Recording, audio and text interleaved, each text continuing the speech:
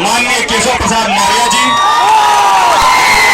के प्रत्याशी श्यामाचरण गुप्ता जी और मंच पे उपस्थित नरसिंह भैया आदि मंच पे उपस्थित सभी छात्रों, सभी नेतागण, यहाँ और उपस्थित जनसैलाब में इतनी बड़ी जनसैलाब जो मोदी जी के लिए आई है, इस पूरे जनसैलाब का मैं स्वागत और अभिनंदन करता हूँ।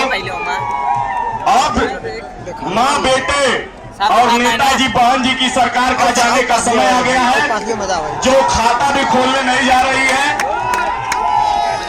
मायावती ने सदा शहीद आजम भगत सिंह को देशद्रोही कहा और माँ बेटे ने 10 सालों में, विगत 10 सालों में इतना सरकार में भ्रष्टाचार और घोटाले किए हैं देश में, जिसकी अनगिनत मिसालें आपके सामने हैं। अब हमारे सामने सिर्फ नरेंद्र मोदी ही विकल्प है और इस मजबूत नेतृत्व के तहत इस देश का जो है मजबूत नेतृत्व के तहत संचालन होगा। इस देश के भ्रष्टाचार दूर होगी, विकासवाद की बात होगी। अभी सभी पार्टियों के पास एक ही मुद्दा है, मोदी, क्योंकि वो जानते हैं कि अगर मोदी जी की सरकार अगर एक बार इस देश में आ गई तो 15 साल राज करेंगे, क्योंकि वो विकासवाद के लिए जाने जाते हैं।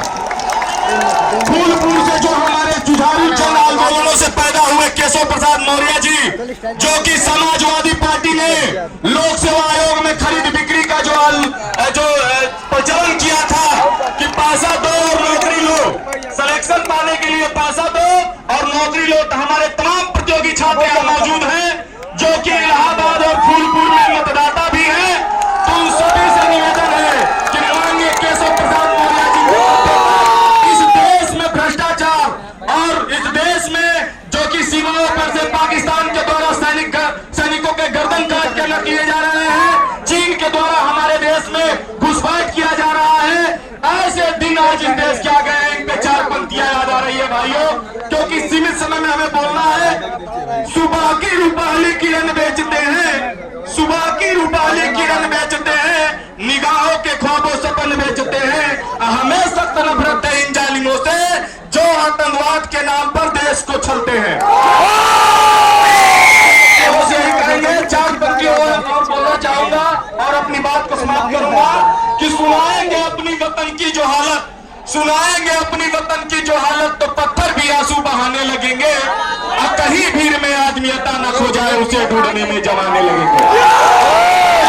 जनसैलाब से मेरा अनुरोध है, अंतिम अनुरोध है कि 7 मई के दिन फूलपुर से माननीय केशव प्रसाद मौर्य जी जो कि आपके प्रत्याशी हैं, उनको हर प्रतियोगी छात्र को मत देना है। और इलाहाबाद से श्यामाचरण गुप्ता जी हैं, उनको भी वहां के प्रतियोगी छात्र और भाइयों बहनों माताओं सबसे निवेदन है कि आप जरूर मत दीजिए और कमल को, इस देश को नेतृत्व करने का मौका दीजिए।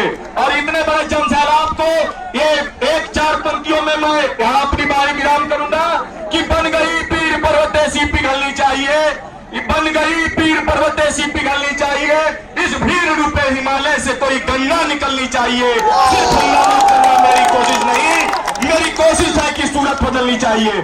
धन्यवाद। जय श्री राम।